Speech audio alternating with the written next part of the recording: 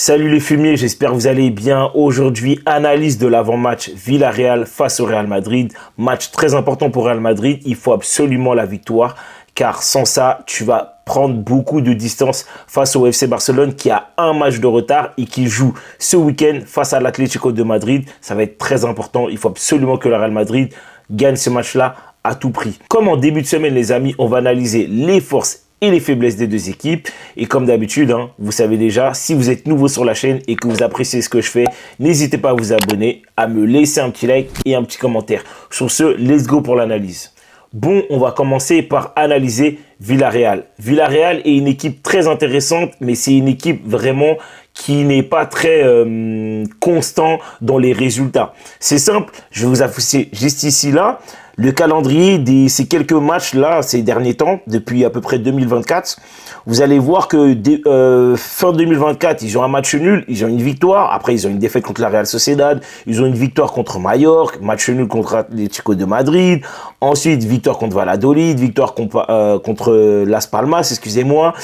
Nul contre Valence, victoire contre le Rayo. Et ensuite, défaite contre Alaves. On voit tout de suite que Villarreal, c'est une équipe qui est très montagne russe. Un moment, ils sont en haut, un moment, ils sont en bas. Et en plus de ça, il faut savoir que ces 3 dernières années, ils ont perdu pas mal de joueurs. Il n'y a qu'à voir leur dernier match. Déjà, il faut savoir que leur composition, c'est composé de qui? De Pérez, de Pepe, Banega, Parero, Pino, Cardona, Costa, bref. Vous connaissez à peu près tous ces joueurs-là. Mais ils ont perdu pas mal de joueurs de qualité. Il faut le dire, ces derniers temps, c'est plus trop ça. D'ailleurs, on va profiter de regarder leur classement. Actuellement, ils sont classés 5e. Ils ont 5 points de retard sur l'Atlético de Bilbao avec un match de retard. Donc, en fait, eux aussi, il leur faut absolument la victoire. Déjà, ils ont un avantage clair et net, c'est qu'ils sont à domicile. Forcément, tu es poussé par tes supporters, mais comme je l'ai expliqué, c'est une équipe vraiment pas du tout constante et on voit que dans les prestations, ils ont un peu du mal à certains moments. Maintenant, moi, ce que je trouve, c'est que cette équipe-là, malgré les montagnes russes, ils ont quand même des joueurs de qualité à certains postes. Comme je vous ai déjà expliqué, il y a des Parero, des Banega, des Pepe. C'est pas des joueurs non plus première classe, mais ce sont des joueurs qui ont des qualités. À savoir que eux, il faut absolument qu'ils montent, ils doivent pas perdre. Je pense qu'ils vont se donner à 200%. Pour eux, c'est important cette victoire-là, parce que forcément, tu vas recoller à Atlético de Bilbao et potentiellement jouer l'Europe l'année prochaine. Ça, c'est clair et net. Ensuite, il y a autre chose, c'est que du côté du Real Madrid, il y a certains joueurs, tu n'as pas la certitude qu'ils puissent jouer et tu as même perdu un joueur et on va revenir tout de suite. Le Real Madrid, tout comme Villarreal, selon moi, pareil, c'est une équipe qui fait les montagnes russes. C'est-à-dire, c'est une équipe qui, un jour, elle gagne, un jour, elle perd, un jour, elle fait un match nul. Il n'y a qu'à regarder ces derniers temps. Là, effectivement, le Real Madrid, contrairement à Villarreal, ils ont joué 22 matchs depuis le début du mois de janvier. Ils jouent tous les 3 jours. Quand tu regardes Villarreal, je crois que Villarreal a joué à peu près 8 matchs. Mais regardez la différence. 22 et 8 matchs. C'est plus que le double, déjà. Donc, à partir de ce moment-là, c'est compliqué. Maintenant, quand tu regardes les derniers résultats, tu as une victoire contre la Real Sociedad, tu as une défaite contre Betis Séville, tu as une victoire contre l'Atlético de Madrid, ok, il n'y a pas de problème. Ensuite, tu as la victoire contre le Rayo Vallecano, mais ensuite, tu as entre guillemets la défaite contre l'Atlético de Madrid, mais tu te qualifies quand même au tir au pénal. Donc, forcément, au niveau des jambes, c'est lourd, c'est fatigué. Et justement, en parlant de fatigue, tu as un blessé, c'est Ferland Mendy. Déjà, tu as la certitude que Ferland Mendy ne jouera pas. Je vais vous mettre le 11 contre l'Atlético. Tout simplement, la compo était composée de Rudiger, Mendy, Asensio, Valverde, Courtois. Bref, vous connaissez déjà la chanson.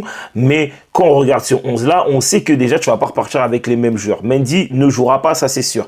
Rudiger, tu n'as pas la certitude qu'il joue parce que c'est un joueur qui a des douleurs au niveau des genoux. Donc, je pense que déjà, ça sera à la bas. Courtois, pareil, tu n'as pas la certitude qu'il joue, même si en ce moment, il est en forme. Il y avait eu un petit problème la semaine dernière, mais là, actuellement, il est en forme. Mais t'es pas à l'abri que le coach mette Lounine.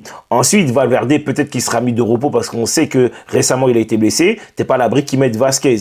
Rodrigo, je pense qu'il sera toujours sur le terrain. Mbappé, peut-être. Vinicius, Il y avait eu écho que comme quoi il s'était pas entraîné aujourd'hui, mais le coach l'a dit en conférence de presse, on lui a laissé un jour de repos en plus parce que tout simplement il était fatigué. Forcément, il a accumulé énormément de matchs, donc je comprends que ça tire et que en fait tout simplement physiquement ils sont un peu fatigués. Et du coup, potentiellement, ce sera peut-être un Brahim Diaz, voire même, je vous ai dit Mbappé, mais peut-être que Hendrick jouera à la place de Mbappé. Maintenant, j'ai pas la certitude à 100% parce que lorsqu'on regarde le classement, le Real Madrid, bah, en fait, ils sont vraiment derrière cette équipe du Barça et il leur faut absolument des points. Pourquoi? Parce que le Barça a un match de retard. Le Barça a un match de retard. Et toi, il faut absolument que tu engendres le maximum de points parce que là, ça va être compliqué parce que le Barça, vu qu'ils ont un match de retard et ce week-end, ils jouent contre l'Atlético et vu la tendance de l'Atlético, je suis pas sûr que l'Atlético batte ce Barça. Je peux être étonné, je peux peut-être me tromper. Mais en tout cas, moi, je pense réellement que l'Atlético ne va pas battre le Barça. Maintenant, ensuite, au niveau du milieu de terrain, j'ai pas la certitude que Modric rejoue un troisième match d'affilée en tant que titulaire indiscutable. Mais bon, qui sait, on n'est peut-être pas à l'abri. Peut-être qu'Arda Güler jouera sur ce match-là. Tchouaméni, je pense qu'il jouera. Et Camavinga, peut-être à la place de Bellingham. Ou peut-être que finalement Bellingham restera sur le terrain et du coup tu auras une compo Bellingham, Tchouaméni, Arda Güler ou peut-être Bellingham, Camavinga et Güler. Vraiment, j'ai pas la certitude sur ça, mais je pense que qu'il faut absolument gagner ce match-là. Et quand tu analyses tout ça là au niveau de l'effectif, je pense que automatiquement en termes de points faibles, bah forcément c'est la cohésion d'équipe. Parce que en vrai sur le papier, tu es fort sur toutes les lignes, partout, à chaque poste. Mais par contre c'est la cohésion d'équipe. Il y a un manque de complémentarité entre la défense, le milieu et l'attaque. Il y a un manque de cohésion, de circuit de balles. De circuit de passe, excusez-moi, sur les phases offensives. Et c'est là où, en fait, c'est un problème pour moi. C'est vraiment un très gros problème pour moi. Et je sais que je me répète souvent. Mais en fait, cette équipe du Real-là, elle est vraiment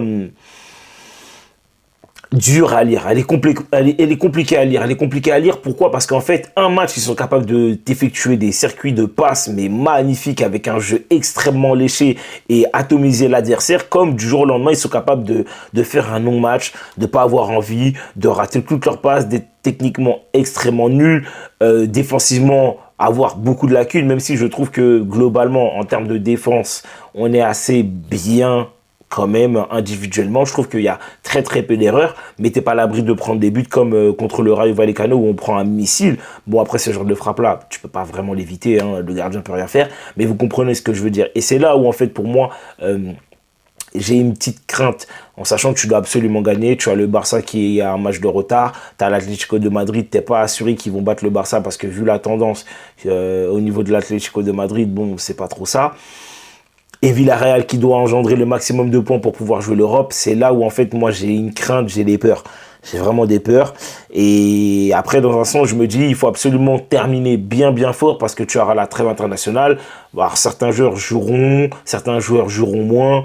Mais je pense que ça va faire du bien aux joueurs et c'est pour ça qu'il faut absolument que, selon moi, nous gagnions pour absolument rester au cul du Barça. Donc voilà les amis, c'est mon analyse. Dites-moi ce que vous en pensez. Est-ce que vous êtes confiant? C'est quoi votre 11 que vous auriez mis?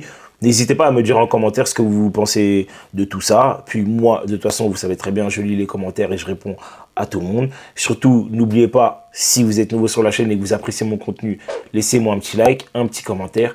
Et n'hésitez pas à vous abonner, c'est super important. Objectif 2000 abonnés, c'est largement faisable, on y est presque. Et en tout cas, je vous dis à demain. Sur ce, ciao les fumiers.